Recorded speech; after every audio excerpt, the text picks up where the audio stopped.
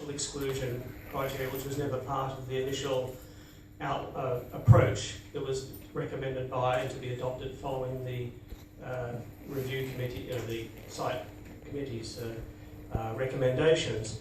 And so those were taken out because a number of these partial exclusion zones were to do with whether there was a reservoir, potential aquifer in an area or not.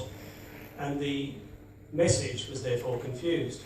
What happened between the draft and the final version after assessment by external independent peer reviewers and ourselves was they simplified the criteria back to either unsuitable or not unsuitable, which led to the exclusion zones that were produced in the end. And if you look at the document, that includes the amount, the aquifer depth, salinity, whether it's a viable aquifer, whether it would be a usable aquifer or not, within the range 500 to 1,000 metres. Well, I can tell you in this case, on both those counts, the aquifer is viable on both. It's a secondary deep aquifer in the Mersey mudstone, beneath Abbeyshire sandstone, a primary aquifer. So on that count, it should have been excluded according to the white paper. Secondly, DECC is actually offering shale gas exploration licensing in this very area. Therefore, there is no intrusion risk. That is another exclusion criteria in the white paper. And for some reason, it has been ruled out. That looks very much like scientific manipulation, and I don't know how you can expect people to trust the process when you don't stick to your own white paper. Well, can I just point out that, just from that point of clarification, it's not our white paper. We are not part of government. We're an independent advisory committee. It's not our responsibility to make policy.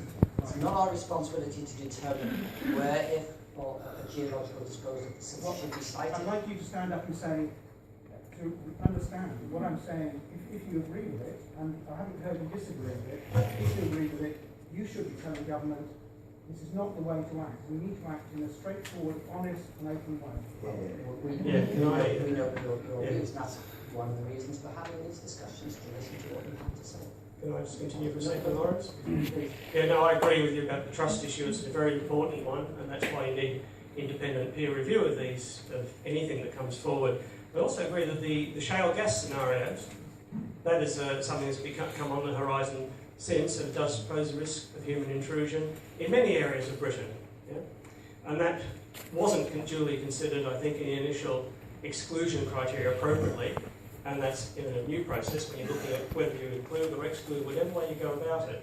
Clearly, the role of the implications of shale gas, fracking, and all these things have to be seriously considered and taken into account. And that is a development which, in any new process, has to be really strongly considered.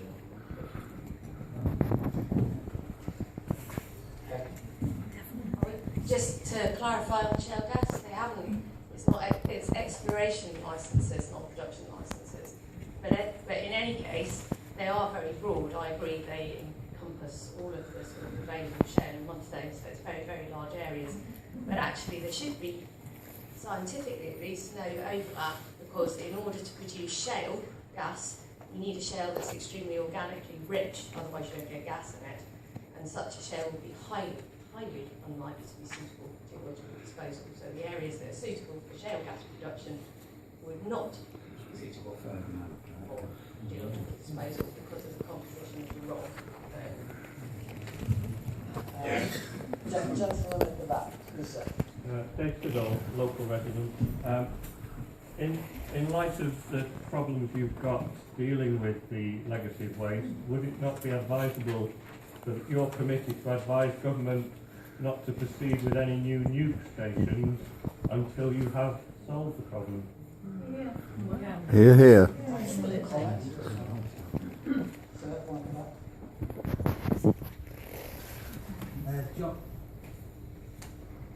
John Pierce, councillor. One of the concerns I have, and I've been down to some of the sites, the geological disposal sites, and I have confidence in the engineering side of it. The question I'm asking you is, Switch it on.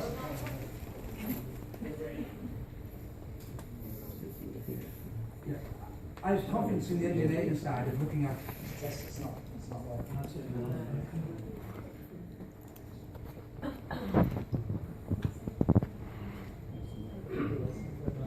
always the technology that that's just Let's take you down on that. That's a quote, just again. I hope the storage works a bit better than this. He's international authority on nuclear safety, and then he says it's not my responsibility. I've been fortunate to go around and see some of the sites, and I am impressed with the engineering side of it and the jobs you discussed. The question I'm asking here, you're here as waste management. What do you define as waste? Because what I've heard recently is the term of virtual reprocessing and things like that. We don't see spent fuel as a waste to go in any repository anywhere. Spent fuel is something that can be recycled, reused. So we want to see what your views are on what seems to be going to be imposed by government on this community of spent fuel being stored underground. As I understand it, high activity waste is very clearly